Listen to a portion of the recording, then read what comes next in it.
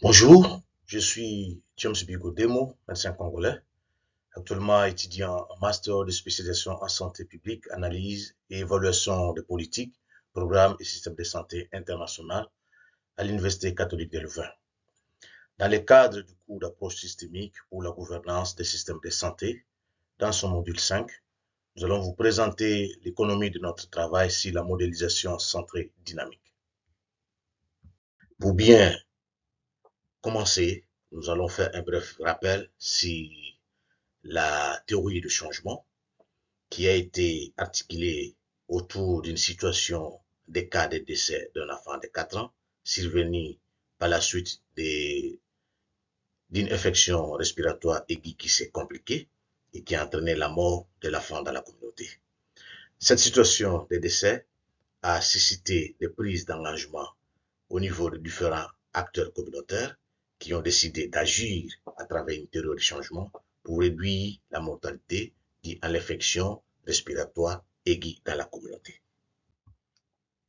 Nous allons vous présenter les diagrammes de flux de stock qui comprend d'une part le stock fait de populations d'enfants cibles en risque,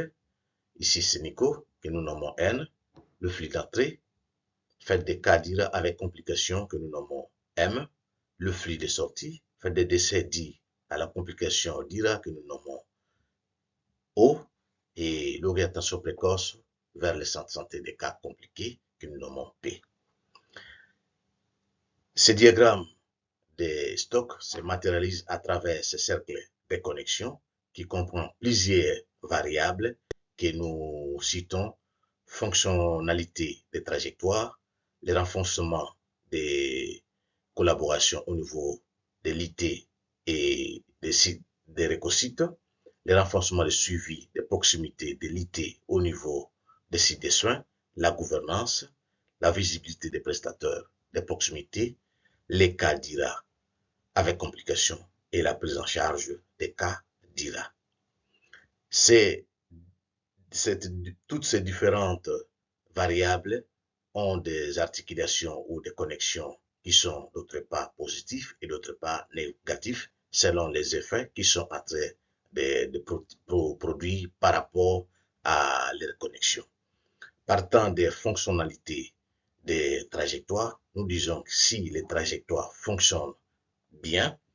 il va agir sur la prise en charge ou sur les cas d'IRA qui seront très bien pris en charge et en retour, ça va réduire la mortalité due aux cas compliqués dans la communauté. Donc, si les trajectoires fonctionnent bien, il va agir aussi sur les cas compliqués et il y aura réduction de la mortalité. Si les trajectoires fonctionnent bien, il va agir sur le renforcement des collaborations entre l'IT et les écosites et ceci va permettre d'agir au niveau de la prise en charge. Si la gouvernance fonctionne bien, il va agir sur le renforcement des suivis de proximité de l'IT ou de l'infirmier titulaire au niveau de ses soins communautaires, puisqu'il fera régulièrement des supervisions, il va accompagner son écosite et en accompagnement, il sera capacité et il va améliorer sa façon de prendre en charge les cas d'IRA et ça va réduire les cas de décès dans la communauté dues aux complications. Si il y a renforcement des suivis de proximité, ceci va renforcer et impacter négativement sur les cas compliqués qui va entraîner la réduction des décès dits au cas d'IRA. Si la gouvernance fonctionne bien, il va impacter positivement sur le renforcement des collaborations au niveau de la proximité entre l'IT et les récocytes et ceci va aussi impacter positivement sur la visibilité de prestataires. Si la gouvernance fonctionne bien, il va agir positivement sur la fonctionnalité des trajectoires et allez-y comprendre que la fonctionnalité des trajectoires va agir sur la prise en charge et aussi sur les cas compliqués, il y aura réduction des cas de décès dus à la complication d'IA. Si elle a la visibilité des prestataires au niveau de proximité, ceci va aussi agir positivement sur la gouvernance, étant donné que tous ces acteurs au niveau des la communauté se retrouve autour d'une table à travers des réunions de pilotage. Par la suite, nous allons vous présenter les diagrammes avec boucle de rétroaction qui va fonctionner à la suite de flux de stock, de flux d'entrée et de flux de sortie. Ces diagrammes de rétroaction est composé d'une part des diagrammes de flux de stock que nous présentons ici comme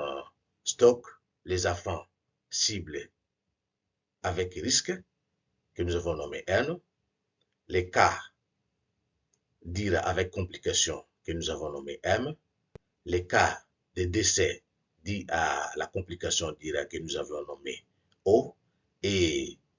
l'orientation précoce vers les centres de santé que nous avons nommé P. Entre les cas compliqués avec le stock, il y a une sorte de veine pour lequel l'action de fermer ou d'ouvrir va agir sur les stocks et aussi va agir sur la mortalité due au cas compliqué. Mais aussi au niveau de l'orientation précoce, si cela se fait bien, on agit sur la vanne, ça va réduire aussi les cibles. Voilà, nous allons à ce niveau, nous avons placé une boucle de rétroaction. Lorsque le trajectoire fonctionne bien, il va agir négativement si les cas d'IRA avec complication, c'est-à-dire il va fermer cette vanne et il y aura moins d'enfants cibles faisant d'IRA avec complication, et en retour, ça va agir aussi si les cas ou le taux de décès dû à la complication d'IRA. Si les trajectoires fonctionnent bien, ça va agir sur la visibilité de l'équipe de proximité. Et s'il y a réduction des taux de décès d'IRA, ça va agir aussi sur la visibilité des prestataires de proximité, étant donné qu'il y aura moins de morts ou moins de cas de décès des enfants dits à IRA dans la communauté.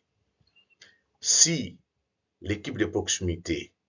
fonctionne bien, c'est-à-dire qu'il y a une bonne collaboration,